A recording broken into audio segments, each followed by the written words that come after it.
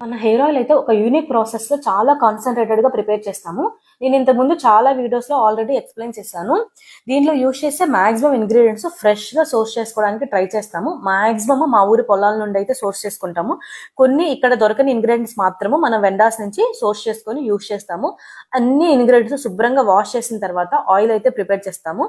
Almost 20+ ingredients use చేసి దీన్ని prepare చేస్తాము. దీంట్లో మెయిన్ గా రూట్స్ స్ట్రెంథన్ చేసి హెయిర్ గ్రోత్ ప్రమోట్ చేయడానికి అండ్ హెయిర్ ఫాల్ రెడ్యూస్ చేయడానికి సపోర్ట్ చేసే ఇంగ్రీడియంట్స్ ఎక్కువగా ఉంటాయి. Bhringraj, hibiscus, henna, వట్టివేరు, జటామాంచి, rosemary, kalonji ఇలా ఇంకొన్ని హర్బ్స్ తోటి అయితే మనము హెయిర్ ఆయిల్ ప్రిపేర్ చేస్తాము. అంతేకాకుండా దీనిలో యూజ్ చేసే ఆయిల్స్ కూడా 2 టైప్స్ ఆఫ్ ఆయిల్స్ అయితే యూజ్ చేస్తున్నాము. దీంట్లో ఇంకొన్ని హర్బ్స్ అయితే యాడ్ చేసి డ్రై హర్బ్స్ మనము మోర్ దాన్ 30 days అయితే ఇన్ఫ్యూజ్ చేస్తాము. ప్రతి బ్యాచ్ కూడా ప్రిపేర్ అవ్వడానికి మనకి 30 to 40 days పడుతుంది. ఇలా ఇన్ఫ్యూజ్ చేయడం వల్ల హెర్బ్స్ లో ఉన్న ఎసెన్స్ అంతా కూడా ఆయిల్ లోకి అబ్జర్వ్ అయ్యి చాలా క్వాలిటీగా ప్రిపేర్ అవుతుంది ఆయిల్.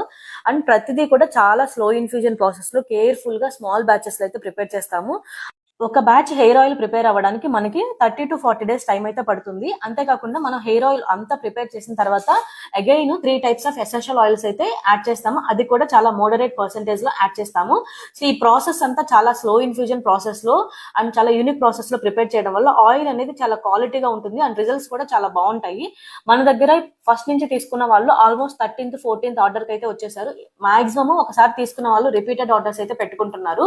అండ్ ఎవరికైనా కావాలంటే స్క్రీన్ మీద ఉన్న నెంబర్ కి మెసేజ్ చేసి ఆర్డర్ బుక్ చేసుకోవచ్చు.